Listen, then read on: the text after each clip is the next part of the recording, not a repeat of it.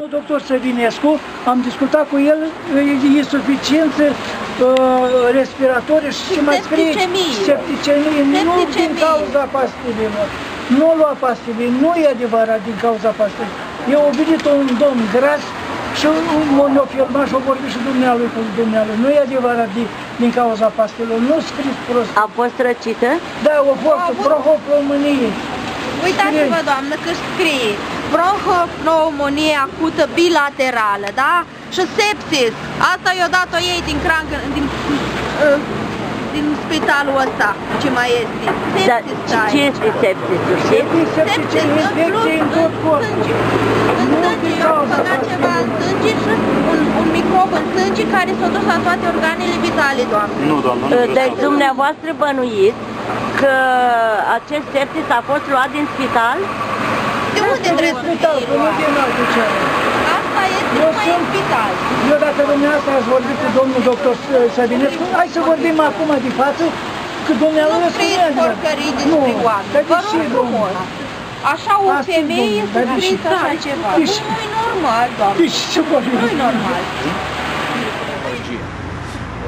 În 48 de ore sub tratament situația s-a agravat, starea pacientei s-a agravat și după 48 de ore a fost transferată la terapie intensivă, unde s-a continuat tratamentul în regim de terapie intensivă.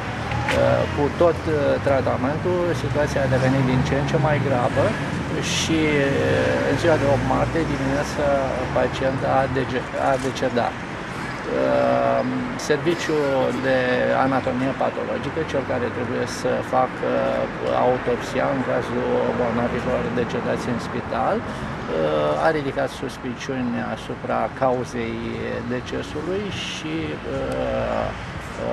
persoana a fost repartizată către Serviciul de Medicină Legală, care va pune diagnosticul de certitudine în ceea ce privește cauza decesului, după necropsia anatomopatologică. Se știe dacă a luat pastile de slăbit sau... Nu există certitudinea asta. Medicul de la terapie intensivă a dat niște declarații, nu reprezintă un punct de vedere oficial al spitalului, dar reprezintă punctul de vedere al specialistului, punct de vedere bazat pe dovezi medicale, pe examen clinic de laborator și examene paraclinice. Ce a spus familia? Nu am fost în contact cu familia, doar medicul curant. Ce v-a spus? Ce știți? Ce spune medicul curant?